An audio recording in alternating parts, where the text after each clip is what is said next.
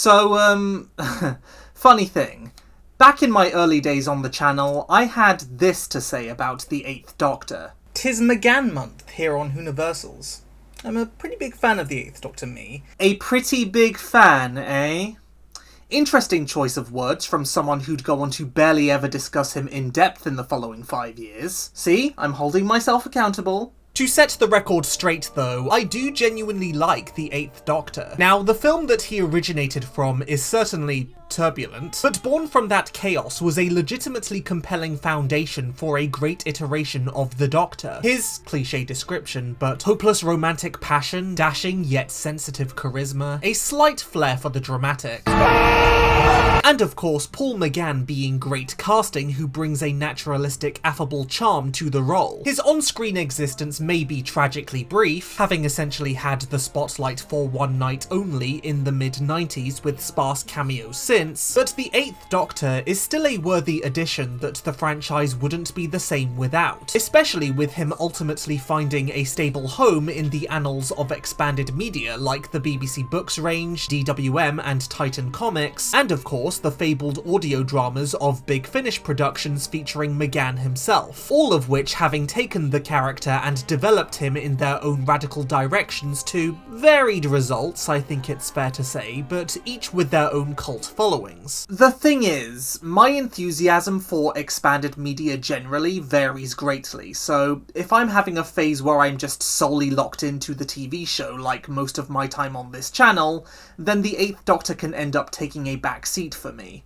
Sorry about that, dude. To be clear though, I concur that the Eighth Doctor does boast some top-notch stories, his Big Finish run up to 2013 being particularly fruitful in that regard. Seasons of Fear, Scherzo, The Natural History of Fear, Blood of the Daleks, The Zygon Who Fell to Earth, To the Death, the first Dark Eyes set, all I'm pretty fond of. But one particular play stands tall above the rest, having seemingly garnered a reputation as the Eighth Doctor story. You know, sans the movie. The Chimes of Midnight, penned by Robert Shearman, considered to be one of the best stories in Big Finish's catalogue, maybe even the best. And yeah, it's certainly up there. Former member of the channel Matt reviewed this play back when he was an infant, and I agree with him that it is indeed a good one. In a way, it's emblematic of the niche experimental nature of much expanded media during the wilderness years, especially concerning the Eighth Doctor. Strange, subversive, often metatextual scenarios that push at the foundations of what a Doctor Who story can be, and serving to explore profound themes in unconventional ways. In this case, The Chimes of Midnight fractures an archetypical Edwardian-era murder mystery through the prism of a time paradox, contrasting the contradictions and outright insanity of proceedings with an endearingly quaint nonchalance while also developing a heartfelt tale about suicide, self-worth, and the value of life. If that sounds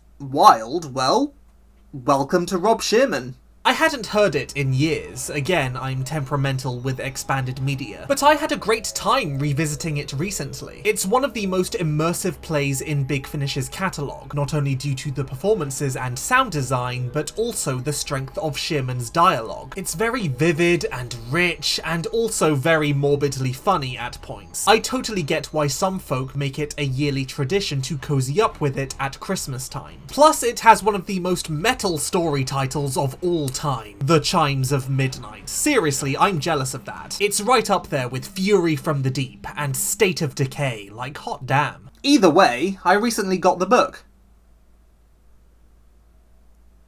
How about that? Almost a quarter of a century on from the play's original release, The Chimes of Midnight has seen a novelisation penned by Shearman himself, alongside his equally lauded 6th Doctor story Jubilee. I saw the pair of them together in a local Waterstones and I considered getting both, but, you know, times are hard. So I prioritised this one because I preferred the cover art. The very idea of novelising a Big Finish story intrigued me. Sure, there's still leeway allowed for the reader's imagination, but prose is generally a more direct form of storytelling than the implicit nature that audio drama is often afforded. Like I said in my Big Finish animations video, these stories are constructed with the lack of direct visual indicators in mind, so there's concern that some of their appeal may be negated by being more rigid and specific about what was previously left up to the listener's imagination. You have to go about it carefully, is my point. But I had faith in Shearman. He's one of the most acclaimed Doctor Who writers for a reason, and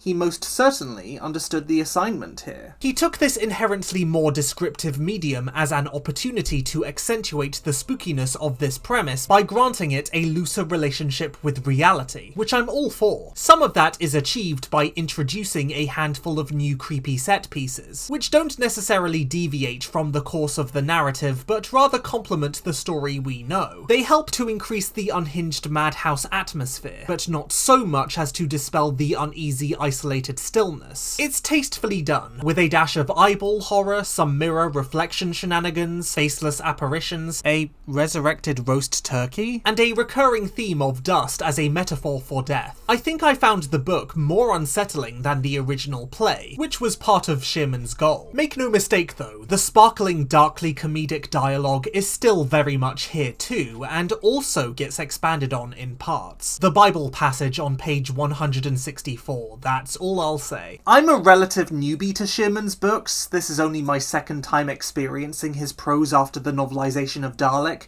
and I gotta say, his writing style is powerfully evocative. He's very good at getting inside a character's head and breaking down how they psychologically process the events unfolding around them. Charlie gets a lot of focus in that regard, with the frantic and chaotic glimpses she experiences of her original fate whenever the time loop resets at midnight, or the infantile perspective she adopts when Mrs. Baddeley's plum pudding sends her on trips down memory lane. Hell, interestingly, there's even seeds of Schertzo's interpersonal conflict planted in here, as we follow Charlie's budding romantic affection for the Doctor and her deep insecurities about his lack of emotional reciprocation. Oh yeah, in case you're curious, the book does provide context for Charlie's story. The original play didn't exactly exist in a vacuum, using the Doctor saving her life in Storm Warning as the basis for its paradox, but here Shearman does his due diligence to establish that backstory up front. So yes, I would say it's relatively beginner-friendly in terms of continuity, even if you've never heard of a Charlie Pollard before. Both her and the Doctor are really well characterised here, naturally, as they were really well characterised in the play to begin with, and this book only helps to highlight that fact. They're not the only ones though. There's some great material with Edith too, exploring the lead up to her death, where we get a truly compelling and heartfelt understanding of how much Charlie meant to her, which I dare say is even better conveyed here than in the original play. But easily one of the most ingenious aspects about this adaptation is the way in which it fleshes out the staff of Edward Grove and serves to individualise them, but in such a way that further emphasises their inherent nature as broad amalgamous archetypes subject to the house's whims. The way it manages to navigate that contradiction is genuinely smart, exploring each of their personal paranoias and insecurities they have just from existing as composites, like Mary constantly sensing echoes of herself when she's alone, or Shaughnessy grieving a bereavement that he never suffered. It's the kind of vivid writing that makes you feel nervous in turn, like you're home alone and yet you feel as if you're being watched. Apt, since it's the house itself that's watching you. Oh yeah, this video contains spoilers for the Chimes of Midnight, by the way. So yeah, if you're a fan of the original play and Shearman's work generally, chances are you'll appreciate this book. I know I didn't go super in-depth here, even less than I did for the Evil of the Daleks novelisation, but that's kind of the problem with talking about this story. I find that the Chimes of Midnight, in any form, inherently speaks for itself better than anyone could possibly vouch for it. Yes, I know, that's a paradoxical statement for a review to conclude with, but I dare say, in this case, that's only fitting. Anyway, here's to 30 years of the 8th Doctor and 25 years of him living in your ear.